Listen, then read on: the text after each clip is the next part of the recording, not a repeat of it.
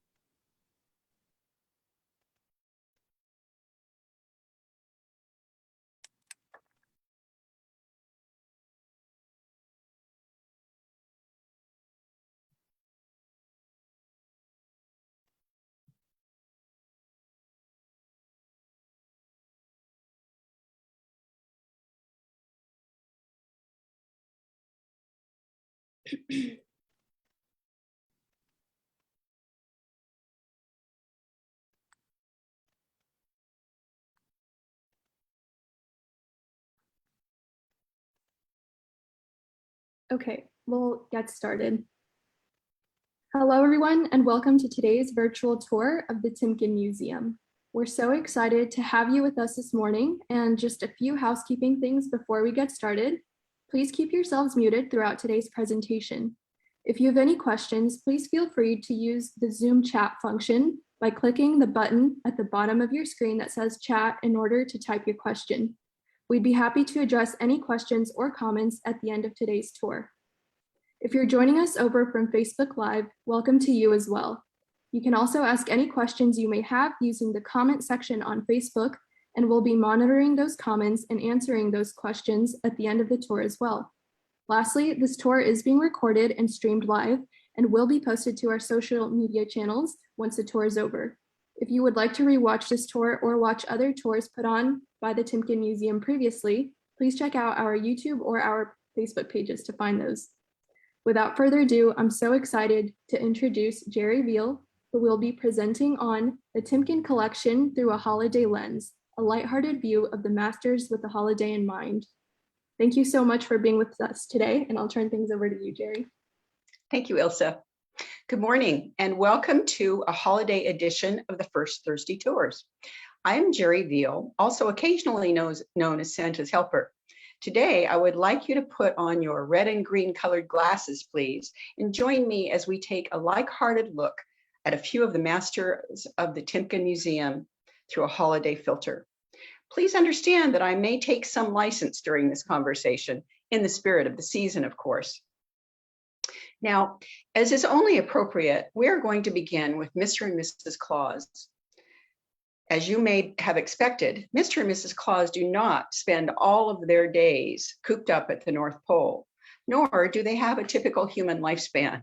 As you can see here, in the 18th century, they chose to become Marguerite de Sèvres and Barthélemy Jean-Claude Pupil, residing in Lyon, France. Of course, anyone who was anybody at that time had their portrait painted. And during this time, the premier portrait painter for the wealthy professional class was Nicolas de la Gellière. Monsieur de la Gellière was born in Paris, but he followed Sir Anthony van Dyck, both in Antwerp and London, and studied his style intently.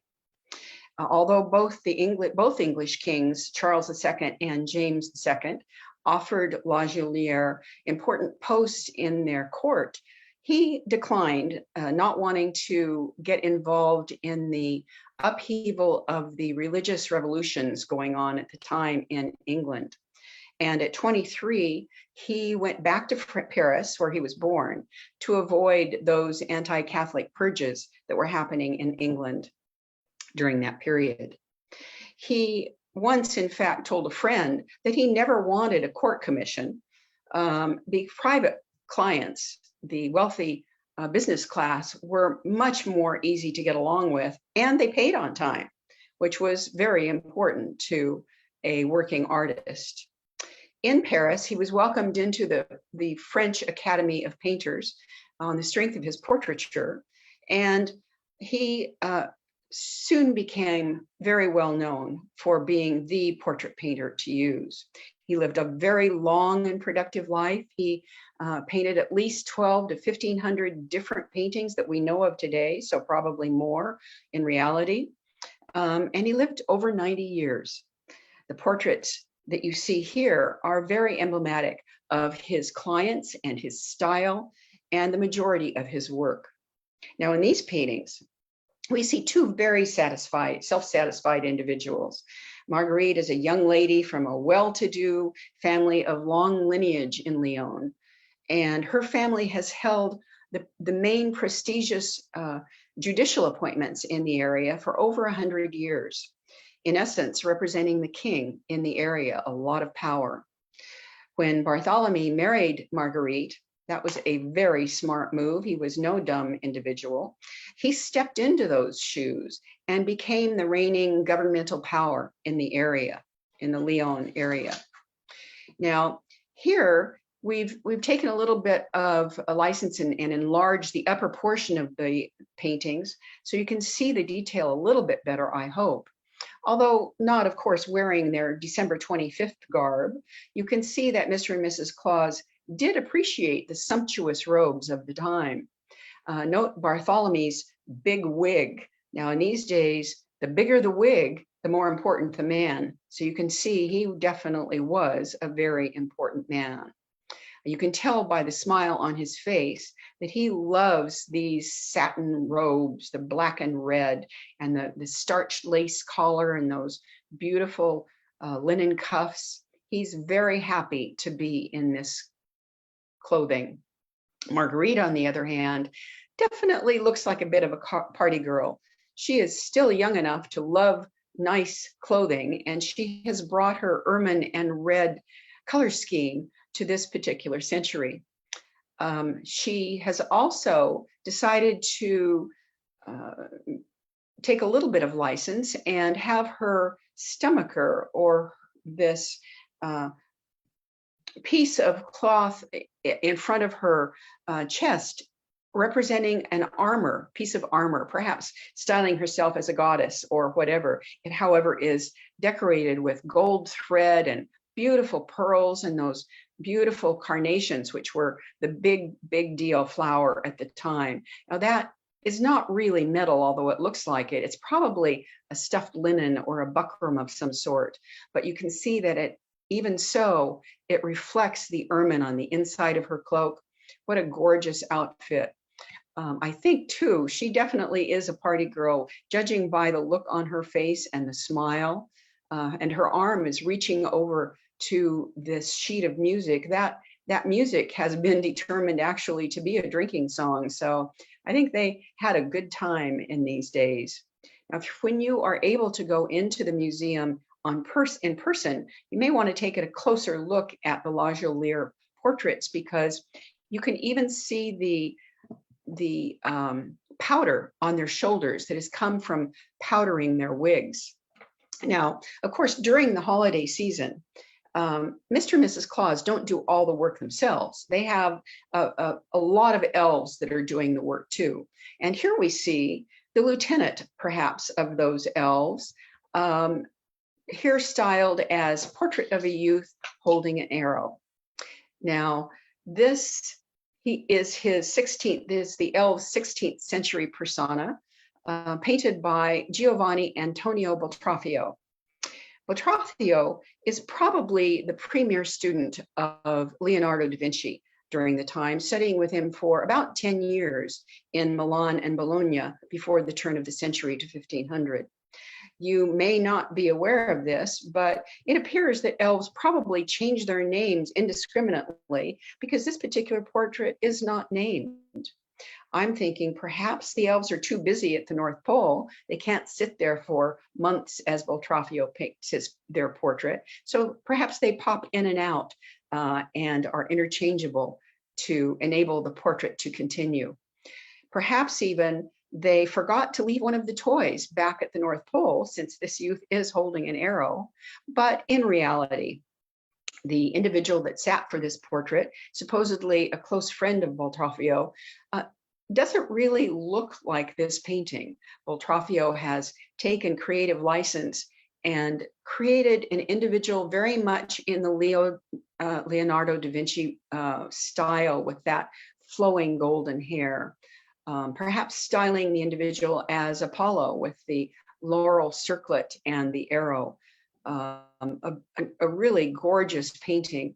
And I, for purposes of this particular tour, believe is the lieutenant of the elves, just taking time out from getting all those Christmas presents taken care of.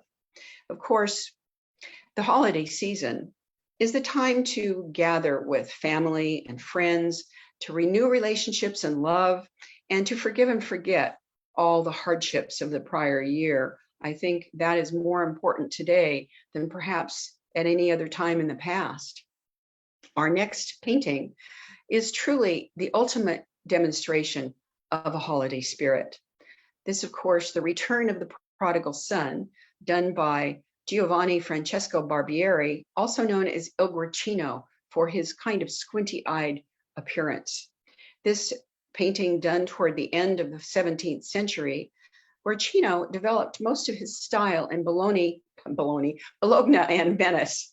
And he traveled to Rome frequently and generated many commissions from Pope Gregory XV.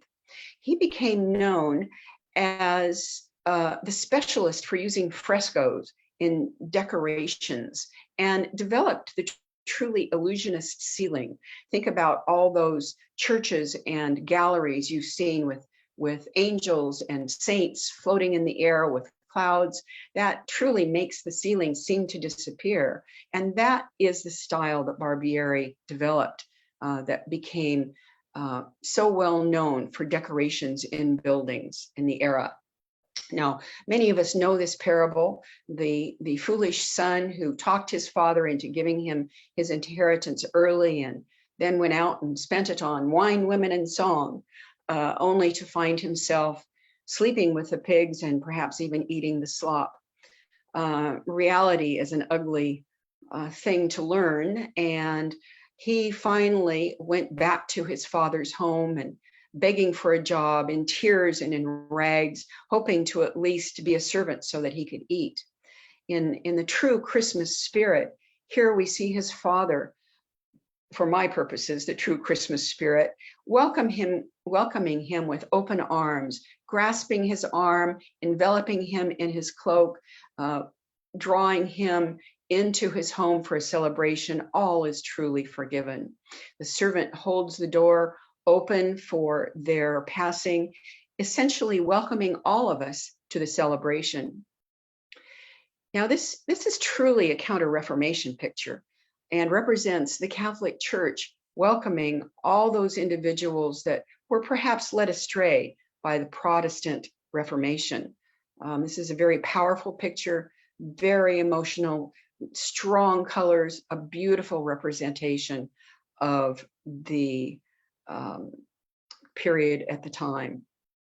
So regardless of your interpretation, I believe that this picture is truly a wonderful representation of the feeling that should be in all of our hearts during this holiday season. Now, moving on, depending upon your family, Christmas Eve is either a time for solemn reflection, or perhaps an incredibly busy time wrapping presents and putting together those toys with those mysterious, unfathomable directions, or perhaps partying at a party. In either case, the next morning, what is needed is a hearty breakfast. And here we see a 17th century representation of a breakfast piece as a still life, showing a Netherlandish version of the morning after. Now, this is far before Lucky Charms or granola, and perhaps there isn't even any potable water available. So the liquid for everyone at the time is a light diluted beer or ale. Now, this breakfast appears to be grilled fish, perhaps herring, on a metal plate, a small charcoal brazier in the back, still glowing with hot coals, ready to cook more fish, an empty jug, a glass half full of beer, and a clay pipe a tin of tobacco, some twists of paper, or perhaps sticks to light that pipe. Perhaps not your definition of brunch, but definitely typical for the time and place intended. Now, this scene is a simple picture, but the artist, Peter Claes, is the most important still life painter for the Haarlem, Netherlands area at the time. He was exceptionally skilled at showing domestic objects with mastery, perspective, and artistry. Note the reflection on the pewter plate of the fish, and also you can see the reflection in the brazier.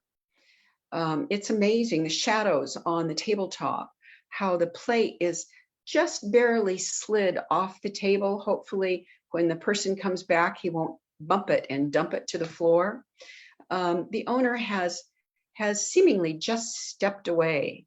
Now, I am told that if you can blow this picture up on your computer, or perhaps use a magnifying glass on a copy of the picture, I am told that there is actually a reflection of the artist in one of those squares on that hobnailed glass. Like, incredible the artistry that would take to reproduce such reality. Just amazing. Now, this is a typical still life shown of the Netherlandish times, and it always has a message. In this particular picture, I believe these items are shown partially consumed, and to me, this is a reminder to us to treasure what we have, realizing that it won't always be with us. An appropriate reminder for the holiday. Now, here we have one of my favorite paintings for the season. This is Adoration of the Magi, done in the late 15th century, an anonymous painter, but determined by historians to be someone they call the master of the Saint Lucy legend. Now, this is done, as I mentioned, I believe in the late 15th century. We see here Mary and Joseph presenting the baby Jesus to three kings, with perhaps a shepherd in the back of the building. You can see over Mary's shoulder and behind a column, there's kind of a strange individual dressed in what is probably shepherd's clothing, an unusual expression on his face. We think perhaps that might be a self-portrait by the painter, but we don't know for sure. Also, look at Mary's down in the left corner, look to Mary's side. That's a small strawberry bush climbing over that wall. Now, strawberries are emblematic of Mary. This particular bush has both blossoms and fruit, and that represents Mary's simultaneous virginity and motherhood. Now, we've also taken liberty here to do some outtakes from that painting to more easily show you some of the wonderful detail in this painting. Look first to the left. You can see Mary and Jesus's halos a little bit better. Their halos are totally different, very distinctive.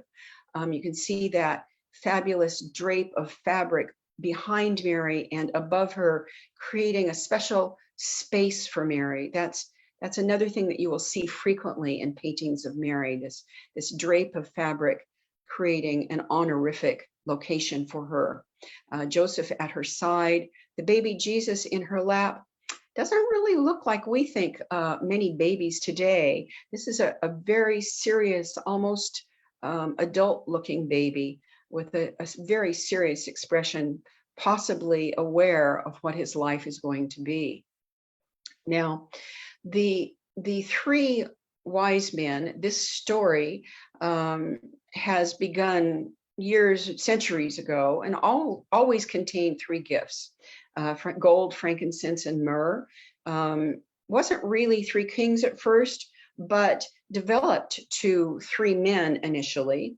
And the original thought were perhaps these three men represented the lifespan of man, middle age, youth, and old age here. Also, perhaps they were meant to indicate the three continents known at the time, Europe, Asia, and Africa. However, it wasn't until about the mid-1400s that Balthazar actually became represented by a Black man. Now, by the time of this painting, the story reflected three kings, Gaspar, Melchior, and Balthazar. Note here, you can see each of them are very distinctive. These are three different individuals with different features, and they each also had a completely different crown or hat and a different chalice or gift container, for lack of a better term. Here we see Melchior on the left in the dark hair, standing, perhaps representing middle age and Europe, holding his crown and his scepter in his left hand and his chalice in his right. Next to him, we see Balthazar standing, representing perhaps youth and Africa, still retaining his crown on his head, holding his scepter and his chalice in different hands. Scepters, of course, were the signifier of the right to rule, indicating they were in fact kings in addition to their crowns. And then Gaspar, the man representing perhaps old age and Asia, kneeling in front of the child with his crown, his scepter, and his chalice respectfully on the ground, and him greeting the child very respectfully. Now, also, we've popped back to the entire picture. I want you to look carefully at their robes. Excuse me. This picture was painted in the Netherlandish Flanders area, probably Bruges, we believe. And that area was the center for the textile industry at the time. The magnificent robes and fabrics that could be created and woven there were known worldwide and were shipped worldwide on the Dutch ships that were basically ruling the seas at the time. So there was great demand, and frequently these paintings served almost as an advertising tool. But look at these robes. Look at Balthazar in particular, incredible robes, jewelry around his neck. Look at those leather boots. Kim Kardashian, eat your heart out. Those are some boots. And look at Gaspar, the ermine tufts on his robes. Absolutely gorgeous. This very much shows the artistry of the Dutch textile merchants of the time, while simultaneously representing a very important story, perhaps one of the most important stories in the Christian religion. You might notice that little angel in the corner. That little angel, although not in the painting, is a little addition of mine that was taken from one of the most important icons in the Timken collection, the Madonna of Humility. I wanted an angel by this picture because so frequently and in Christmas songs, angels on high announce the birth. So this is my nod to those angels. Don't forget to see the Madonna of Humility when you go to the Timken in person, or perhaps during one of our online tours. Now, advertising notwithstanding, I believe that this painting is definitely emblematic of the season. And I want to thank you for joining me on this admittedly quick tour of the Timken Masters for the holiday season. You might also know that we have an incredible collection of ornaments that is in the holiday Timken collection, all handmade.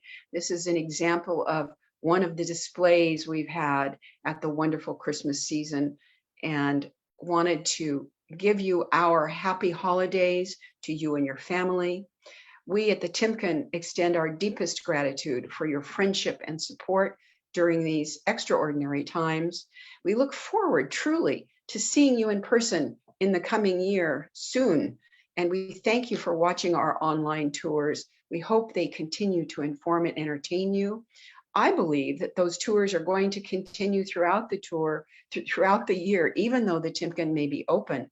Remember, the Timken is the only free museum in Balboa Park, so easily visited, but we acknowledge that not everyone can come in person, and hope that you enjoy the online tours. Now we can go back to Ilse. Thank you, Ilse, for all your help. Thank you, Jerry, for such a fascinating and engaging tour. And we would be happy to take questions at this time or comments.